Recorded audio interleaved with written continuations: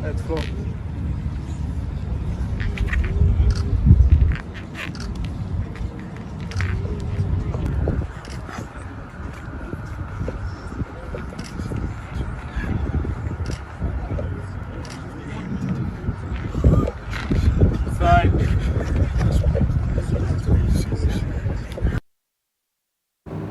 Good to have you on the show, Sports Audio on Trust TV. I'm Adeni Ajishafe. You're looking at our team, Super Eagles, training there ahead of their crucial match against Benin Republic that will be coming up on Saturday. Well, Eagles are really trying to see how they can get fit ahead of those games how they'll be playing. We wish them the best.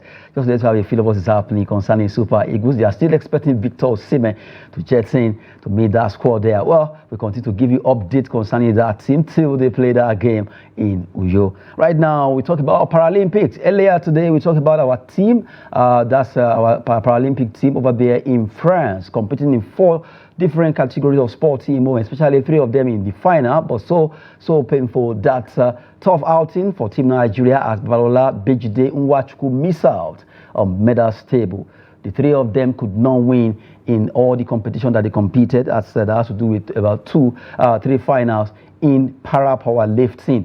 Bejide, Balola, and also Chukwu missing out in those games. Well, so painful they are because we were hoping that they will be able to pick at least even bronze medal, silver, or even gold in the competition that they actually participated. Looking at the competition they participated today, they actually participated in weightlifting, that's powerlifting in the competition taking place there, and also shot put, as we mentioned, all the competition that they participated concerning the Olympics. Well, so painful that they could not win any medal. 3 of them getting to the finals, but they lost out in the competition there for the events that they participated today. We're still hoping for more. At least they will continue tomorrow, and hopefully Nigeria can still win more medals. So far, we've gathered 2, 1 bronze and 1 silver in para powerlifting and para badminton. Just to give you update concerning Team Nigeria about their activities in Paris, France. Still talking about sport. Now we're talking about our under-18 women team. That's the J Tigress,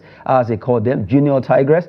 We saw that the J Tigers lost their game against Egypt after getting to South Africa late. But right now, our ladies, they lost their first game, but the second game, they were able to win that game. They are looking at the result of the game that they played. They actually won that game 107-10.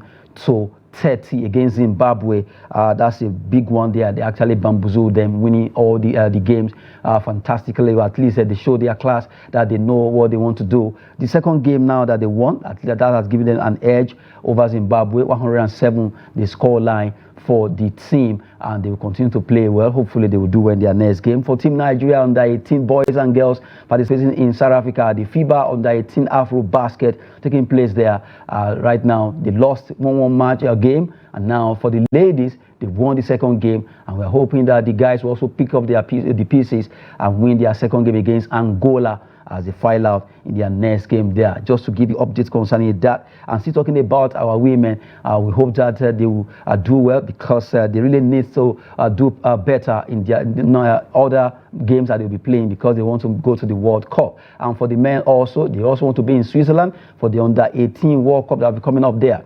So they need to do well by making sure they pick the ticket. Only 2 teams will pick the ticket for the World Cup at this FIBA under 18 Afrobasket taking place in South Africa. And still giving you update now. Let's talk about women again, but this time around we're talking about football. Match day 4 of matches played in Calabar, where the NWFL Championship is taking place. They are really playing matches. Now they play match day 4. We look at the result and also the table. The result of the matches played there, it was a walloping coming from Oshun Babes as a wallop Kaduna Queens 7-0 at St. Patrick College Field in the Group A2 result there. In Group A1, you look at First Mahi Babes. They lost against Pelican Stars 1-2. Casmog Ladies, they lost 0-2 to Striker Queens. And you look at Moje Queens 0. Gallant Queens, they were gallant enough, 5-0 they scored against Moje Queens in A2. B1, you look at Unification FC playing 1-1, unifying the result there against Choosing Generation, while Papa Soccer Academy, maybe they were too old, looking at the name they bear, Papa Soccer Angels rather, they lost against Delta Babes, who won that game 2-1 in their own encounter. Also at St. Patrick College, UJ Eswene Stadium was where First Mahi Babes, Pelican Stars, Casmog Ladies and Striker Queens met to fight for honors in the match day 4 of the NWFL Championship, the second tier of Women League in Nigeria. And now transferring that to how the table is looking like when it comes to A1, A2 and also B1, B2. We look at it quickly. Pelican Stars are topping their group after playing 3 matches. They have 9 points right now. They won 3 games and they scored 7 goals. Against them 4, and they have a +3. Imo Strikers are second on the log in Group A1, followed by First Mahi Babes, Casmog Ladies, and you have Hero Queens in that order. Hero Queens seems to be gathering so much goals against them. -12 goals they have actually conceded. They score only 1 out of 13 goals that have been scored against them, so -1 from it. They are yet to gather a point. And in Group A2, Oshun Babes are showing their class also, playing 3, winning the 3 games, 3 points, +16. They scored 16 goals so far in this competition. Gallant Queens, they scored 9, won against them, and they have +8, and they have 9 points, also winning 3 matches. Moje Queens, 4 points they have. Wasback International 1 point. Kaduna Queens are yet to score, or rather have a point, and they played 3 matches. They lost 3 matches, and now they've actually conceded 15 goals. That's a -15 against Kaduna Queens FC. Now, quickly, let's look at B1 and B2 as it stands right now. Ibom Angels are also showing class, +6 for the goal difference, scoring 8 goals. Conceding 2, and they actually have 9 points from 3 matches they played so far. And for Delta Babes are second on the log. They have played 4 matches. They actually won 2 and they lost 2, so they have 6 points there.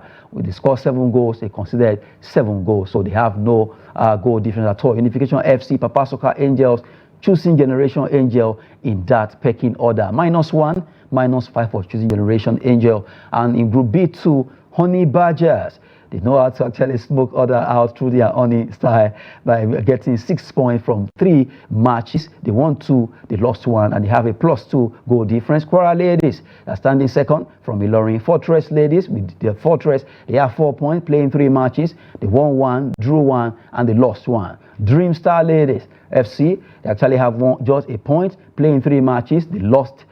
They actually drew 1 and they lost 2 games there with a -4 after they considered that 7 goals They scored 3 goals, just to let you have how it is in the Nigerian Women Football League Championship taking place in Calabar, where all the teams are participating in Group A1, A2, B1, and also B2, just to let you have a feel there. While we talk about women, really, a lot of clubs in Nigeria was part of the clubs that transferred players, either they sold outrightly or loan or thereabout, across the globe. And we look at this story. Nigerian clubs make 15.4 billion naira from 196 transfers in 2024 summer window. You won't believe this. And you look at it, you'll be wondering, although because of the naira actually got to 15.4 billion, that's about $9.7 million that was sold. 196 transfers in 2024 summer window. Let's look at it from FIFA record. FIFA record says in the men's game, 10,900 international transfers were registered, an all-time record. Over that's 1.6 billion spent between June 1st to 2nd September 2024. Also, 1,100 women players transferred and 6.8 million involved. $6.8 million spent on international transfer in women's football, more than twice the amount from 2023 media window. A record-breaking 1,100 plus international transfer registered. On average, 71,400 is spent per transfer, with nearly 10% of moves generating a fee. That is the record coming from FIFA on the general transfer, international transfer matching system that we recorded so far. And now let's look at the graph of Nigerian teams, at least all the teams from Africa. Let's have that graph there concerning Nigerian teams for what they did at the competition. Well, rather, so from the way it is right now, Nigeria, they've been able to at least, if you look at it, between 10 million between 9 million to 10 million. When you look at the competition of sending players abroad or even in Africa, the total, Mali leads the pack with over $12 million sold. The sources from FIFA anyway. Egypt actually ahead.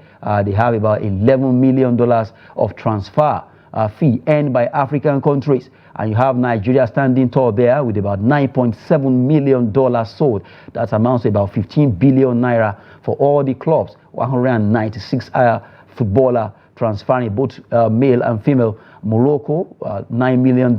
Senegal, $6 million. Ghana, $4 million. Algeria standing between $3 to $4 million. South Africa, $3 million. Tunisia, also in the peg of almost close to $3 million. Cote d'Ivoire in that order, $2 million for the players that actually move from one club to the other. Looking at the transfer fee earned by African countries, just to let you have a graph, looking at the graph of those transfer deals, you look at a lot of money coming or changing hand when it comes to the business of football. So anytime we say sport is business, really it is business. All we need to do in Africa is just to make sure we master how these things are done, and African players really do well when it comes to playing in Europe. A lot of them move from Africa to Europe, to South America, to Asia, and a lot of money exchanged down to Africa with their clubs. And we just brought that to you there for you to see how these clubs make a lot of money when it comes to transfer. In fact, Nigerian clubs, you can see 196 footballers transferred and almost 15 point, in fact, more than 15 point something billion naira that was actually earned by all these clubs across Nigeria. And now looking at African graphs, you look at Mali being able to sell a lot of players, and they were able to make $12 million when it comes to the international transfer matching system fee they've so far recorded coming from FIFA. That's a huge amount of money. And you look at the amount of players that moved, 10,900 players moved around, either on loan, either free transfer, or they were actually bought outrightly. A lot of money changing hands there. That is football. We have basketball. We have so many sports that a lot of athletes move abroad to apply their trades, and they also sign deals that involve their clubs and academy, and for them to also exchange a lot of money. That is why anytime you have any athlete doing this, all you need to do is to encourage them, because money really is in sport. Now, away from that, let's quickly look at a Nigerian who did well by being able to get the nomination from Ballon d'Or organizers. His name is Ademola Lookman, joining the leagues of 7 other Nigerians that have been nominated for this award before him. Sunday Oliseh was also nominated before. So he welcomes Ademola Lookman to all-time Nigeria men's Ballon d'Or nominees. As I mentioned, 7 of them have been nominated before. And you look at Finidi George was nominated in 1995 alongside Daniel Dibola Mokachi. Austin Okocha also in 1995, Kanu Nwankwo 1996 and 1999. And you look at Victor Ikpeba. Remember when he was playing for Monaco? He got nomination for Ballon d'Or in 1997. Sunday Oliseh, Borussia Dortmund. He also played for Juventus in 1998. He got the nomination for that his performance. While Victor Osimhen got his own nomination in 2023, and now we have Ademola Lookman getting his in 2024, making the 8th Nigerian to be nominated for Ballon d'Or in the history of football of Nigeria. That's at least a big one, joining the leagues of the Magnificent 8, according to Sunday Oliseh. Let's look at his statement on his X handle for what he said concerning Ademola Lookman there. Talking about Sunday Oliseh, congratulations to Ademola Lookman for joining this exclusive list of Nigerians who were worldwide acclaimed. Nigeria's all-time Magnificent 7 just became the Magnificent 8. Delighted and welcome to the club, lead bro. The Atlanta forward is the only African player nominated for this year's Ballon d'Or. Well, when it comes to this, that's the 4 top players. The best player award, although we have Rowan Williams from South Africa nominated for best goalkeeper, also making that cut. Good one for Ademola Lookman for getting that nod and at least getting that encouragement from Sunday Oliseh, who has also been there. At least he has also been, he was nominated some times back. Now, let's talk about fixtures for matches that will be coming up in the AFCON 2025. Still giving you update on the show Sports Update. Central African Republic will play against Lesotho. Matches coming up tonight. Ghana against Angola, Guinea-Bissau against Eswatini, and you have Congo Republic against South Sudan. Madagascar will be facing Tunisia. Tough one in all the matches because they are all looking to see how they will make it to AFCON 2025. So those are the fixtures coming up tonight across Africa in the AFCON 2025 to be hosted by Morocco. Well, right now, as we talk about fixtures, we also look at FIFA Under-20 Women World Cup taking place in Colombia, where matches will also be on tonight in Group E and F. Korea Democratic Republic will be facing Costa Rica, while Ghana will be taking on Japan in their own group. And Ghana just need to up their antics because they really need to win this game if they are to progress so far in the Group E and F of FIFA Under-20 Women World Cup. For Nigeria, they won one, they lost one, and they'll be playing their last game in the group against Venezuela. Hopefully, they will do well on Saturday. Well, just to let you have a feel of matches that will be coming up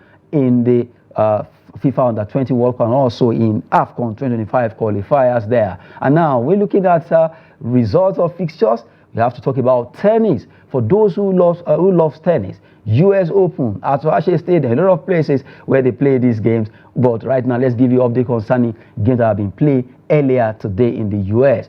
Tennis US Open result in the women's singles quarterfinal. Jessica Pegula, United States, beat Iga Swiatek.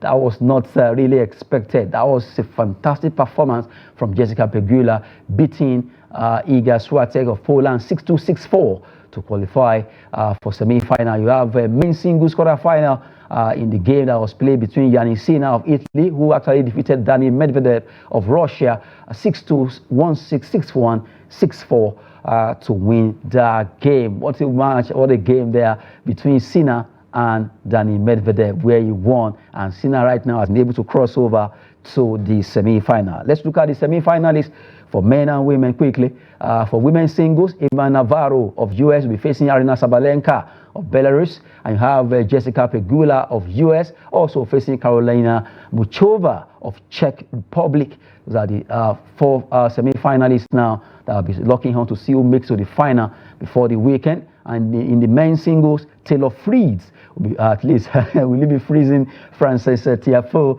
of US. Let's see what happens there. And you look at Yannick Sinner also playing against Jack Draper of Great Britain. Those are the fixtures that will be coming up in the that's the semi-final of US Open. Quickly, we run away with some fixtures. Let's look at the UEFA Nations League also. Fixtures are coming up in the UEFA Nations League. Let's look at it. For those matches over there in the UEFA Nations League there. Portugal against Croatia, Denmark, Switzerland, Serbia, Spain, Scotland versus Poland. Those are the games that will be coming up. And right now, we'll give you some transfer gossip quickly. For Heartland, MPFA transfer right now. Heartland FC unveils 30 players. Well, like we were saying in the morning, it's Nigerian style to unveil 30 players at once. Those are the players they signed.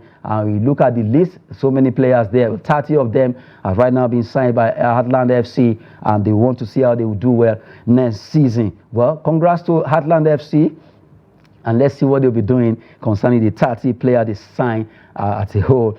You look at the list there, a humongous signing of players by that club. Now, quickly, we move away from that. We talk about Wilfred Ndidi. Well, let's talk about Ndidi's goal that he scored against Tranmere Rovers has been nominated for Goal of the Month among 7 other goals that were scored.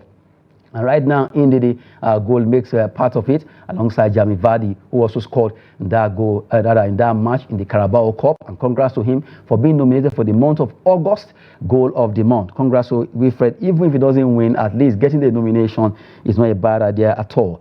Oliseh still on Chelsea radar despite Galatasaray low move. He has moved to Galatasaray, but right now Chelsea are still interested in signing Victor Oliseh. Well, we just have to give you all those updates, and the last one has to do with Trabzonspor submit loan offer for Lyon's gift Orban. Orban has been a player of Lyon, but they want to sign him with Trabzonspor. That's it on the show. Sports update on Trust TV. Ademola Lookman. Thanks for watching.